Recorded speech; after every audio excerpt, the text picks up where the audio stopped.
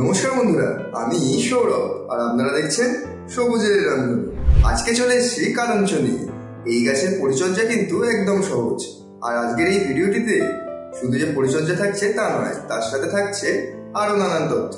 তো চলুন কথা না বাড়িয়ে শুরু করা যাক। কালঞ্চ হলো একটি জনপ্রিয় হাউস প্ল্যান্ট, যা সাধারণত শীতের শেষের দিকে এবং বসন্ত মাসে বিক্রির জন্য পাওয়া যায়। এটি ক্র্যাসোলেসি পরিবারের অন্তর্গত একটি সাকুলেন্ট প্ল্যান্ট, যার প্রায় সমগ্র পৃথিবী জুড়ে 125টিরও বেশি প্রজাতি দেখতে পাওয়া যায়। তবে আজকের এই ভিডিওটিতে আমি যেই প্রজাতিটা নিয়ে আলোচনা করব সেই প্রজাতির বিজ্ঞানসম্মত নাম হচ্ছে কালঞ্চ ব্লসফেল্ডিয়ানা, বা অনেকে একে ফ্লোরিস্ট কালঞ্চ নামেও চিনে থাকে। এই গাছের আদি নিবাস হলো মাদাগাস্কার এবং আফ্রিকা, এবং 1932 সালে রবার্ট ব্লসফেল্ড, যিনি ছিলেন একজন জার্মান হাইব্রিডাইজার, তিনি সর্বপ্রথম এটিকে প্রবর্তন করেছিলেন। এই কালঞ্চ একটি টেকসই ফুল, অর্থাৎ এর রক্ষণাবেক্ষণ খুবই কম প্রয়োজন হয়, যার জন্য মানুষজন বাড়িতে বা অফিসে রেখে থাকে। এবং সাকুলেন্ট হওয়ার জন্য গাছগুলির পাতা পুরু হয়, অর্থাৎ মোমযুক্ত, এবং এই গাছে লাল, ম্যাজেন্টা, গোলাপি, কমলা, হলুদ, সাদা এই সমস্ত বিভিন্ন রঙের ফুল দেখতে পাওয়া যায়।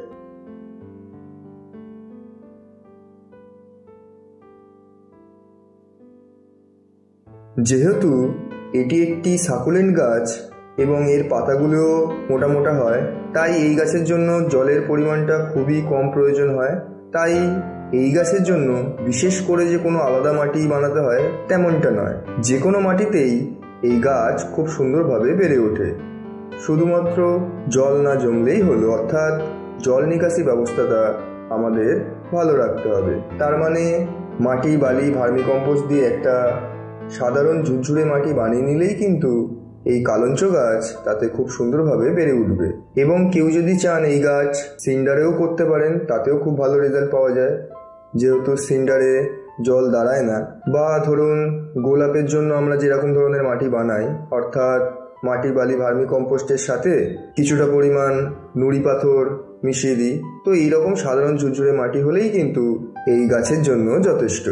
যেহেতু এই গাছের ব্লুমিং পিরিয়ড শীতকাল বা শীতের শেষের দিকে বলা যেতে পারে, তাই রিপোর্টিংটা আমাদের অন্তত 3-4 মাস আগে করে নিতে হবে। তো এই যে এই ফুটেজটি দেখছেন, এটি আমার সেপ্টেম্বরের 10 তারিখ, এবং ওই সাধারণ মাটিতেই এটিকে প্রতিস্থাপন করে নেব।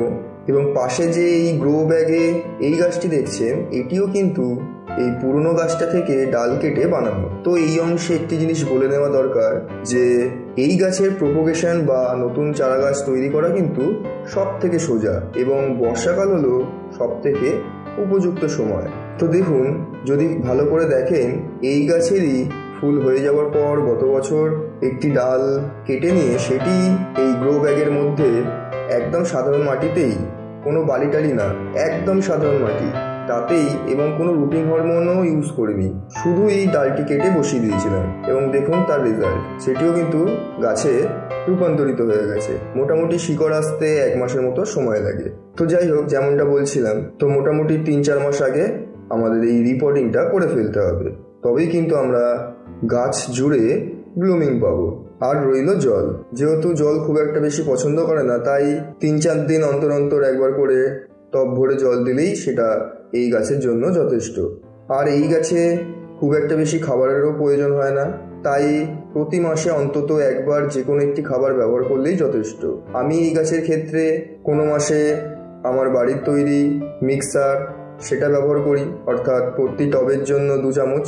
আবার কোনো মাসে ব্যালেন্স এনপিকে ব্যবহার করি, সেটাও 1 লিটার জলে 1 থেকে 1.5 গ্রাম গুলে সেটা গাছের গোড়ায় দিয়ে দিই। খাবারে এই গাছ খুব সুন্দরভাবে বেড়ে ওঠে। তবে হ্যাঁ, বর্ষাকালে, বিশেষ করে বর্ষাকালে অন্তত 15 দিন অন্তর একবার করে ফাঙ্গিসাইড অবশ্যই ব্যবহার করবেন। প্রায় 4 মাস চলে গেছে, অর্থাৎ এই যে ফুটেজটি দেখছেন, এটা হচ্ছে ডিসেম্বরের 10 তারিখ, এবং শীতেরও শুরু। যেহেতু এই গাছে শীতের শেষ থেকে বসন্তের মাঝামাঝি সময় পর্যন্ত এই গাছে ফুল থাকে, তো দেখতেই পাচ্ছেন গাছে যথারীতি কুড়ির দেখা দিয়েছে। তো এই গাছে এতদিন যে এই খাবারটি চলছিল, অর্থাৎ প্রতি মাসে ব্যালেন্স এনপিকে কিংবা আমার বাড়ির তৈরি মিক্সার যে কোনো একটি, তবে এই মতো অবস্থায় কিন্তু খাবারটা একটু পরিবর্তন করব। অর্থাৎ এই মতো অবস্থায় আমি 10-26-26 একবার ব্যবহার করেছিলাম। সেটা হচ্ছে প্রতিটা টবের জন্য 7-8টা করে দানা। তবে আপনারা চাইলে এই মতো অবস্থায় 10-26-26-এর পরিবর্তে ব্যালেন্স এনপিকেও ব্যবহার করতে পারেন, বা আপনারা 10-26-26-এর পরিবর্তে সুপার ফসফেট এবং তার সাথে কিছুটা পরিমাণ লাল পটাশ, সেটাও এই প্রতিটা টবের জন্য ধরুন 1/2 চামচ করে একবার করে ব্যবহার করলেই যথেষ্ট। আর হ্যাঁ, এই গাছে খুব একটা কীটনাশকের দরকার পড়ে না, তবে শীতের শুরুতে কালো কালো ছোট ছোট পোকা এই স্টিকের গায়ে লেগে থাকতে দেখা যেতে পারে। তো সেক্ষেত্রে যে কোনো একটি কীটনাশক 2-1বার ব্যবহার করলেই কিন্তু এই সমস্যা একেবারে সমাধান হয়ে যায়। প্রায় 20 দিন চলে যাওয়ার পর দেখুন এখন ফোটা প্রায় শুরু হয়েছেই বলা যেতে পারে। তো এই মতো অবস্থায় কোনো খাবারই দেব না। গতবারে যে 10-26-26 ব্যবহার করেছিলাম সেটাই যথেষ্ট এই মতো অবস্থার জন্য, কারণ এই গাছ কিন্তু খাবার যথেষ্ট পরিমাণ সঞ্চয় করে রাখে। তবে একান্তই যদি খাবার দিতেই হয়, অর্থাৎ যেহেতু আমরা খাবার দিতে পছন্দ করি গাছে, সেক্ষেত্রে 0050 একবার ব্যবহার করা যেতে পারে, অর্থাৎ পোলিওর স্প্রে। তাহলে ফুলগুলি দীর্ঘস্থায়ীও হয় আর রঙও খুব সুন্দর থাকে। আরও প্রায় 20 দিন চলে যাওয়ার পর দেখুন এখন কিন্তু গাছে ফুল ব্লুমিং চলছে, এবং এই ব্লুমিং কিন্তু কমপক্ষে 1-1.5 মাস গাছে থাকবে। এবং এখন খাবার বলতে কিছুই না, প্লেন জল, তাও সেটা 3-4 দিন অন্তর অন্তর। এবং আবার খাবার দেওয়া শুরু করব যখন এই স্টিকগুলি পুরোপুরি ফুল দেওয়া শেষ হয়ে একেবারে শুকিয়ে যাবে, এবং স্টিকগুলি কেটে দেব। তারপরেই কিন্তু আবার ওই মাসে একবার করে ব্যালেন্স এনপিকে কিংবা মিক্সার যে কোনো একটি ব্যবহার করা শুরু করব। এবং তরল জাতীয় সার এই সমস্ত গাছে না দেওয়াই ভালো। তাহলে বুঝতেই পারছেন যে কত সহজ উপায়ে এই গাছ করা যায়, অর্থাৎ পরিচর্যা নেই বললেই চলে। যে কোনো একটি খাবার মাসে একবার করে ব্যবহার করলেই যথেষ্ট।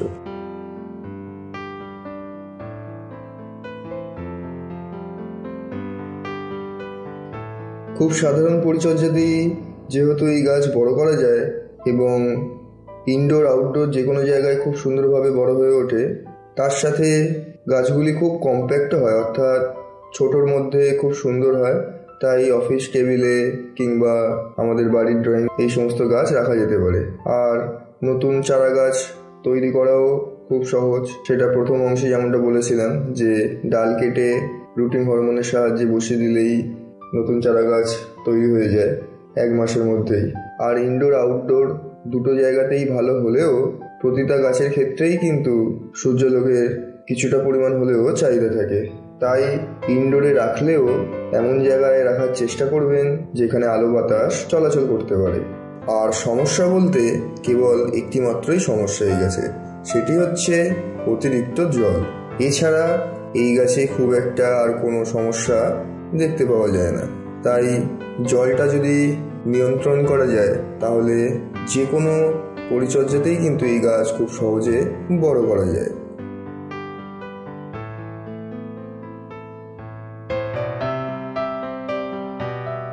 এতক্ষণ আমরা যেটা দেখছিলাম এটি হলো ফ্লোরিস্ট কালঞ্চ। তবে এই কালঞ্চ গাছের যেহেতু 125টিরও বেশি ভ্যারাইটি সমগ্র পৃথিবী জুড়ে দেখতে পাওয়া যায়, তাই সব তো দেওয়া সম্ভব নয়। তবে কিছু উল্লেখযোগ্য ভ্যারাইটি, সেগুলি হলো devil's backbone, kalanchoe pinnata, kalanchoe thyrsiflora, kalanchoe chocolate shoulder, kalanchoe ফেল্ডবুশ, bryophyllum, kalanchoe delagoensis, kalanchoe pumila, kalanchoe manginii, kalanchoe marmorata. আমি নিজে যেটা এক্সপিরিয়েন্স করি সেটাই আপনাদের সাথে তুলে ধরার চেষ্টা করি। তাই ভিডিওটি ভালো লাগলে অবশ্যই লাইক এবং শেয়ার করবেন।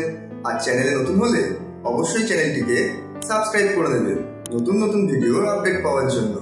আর হ্যাঁ, আমি যেটা বলি সেটা হচ্ছে গাছ করতে থাকুন, কারণ গাছ করলে দুটো জিনিসের ভারসাম্য বজায় থাকে, এক পরিবেশের আর এক হচ্ছে আপনার মনে। তাই সুস্থ থাকুন, ভালো থাকুন এবং সবুজকে সবার মাঝে ছড়িয়ে দিন।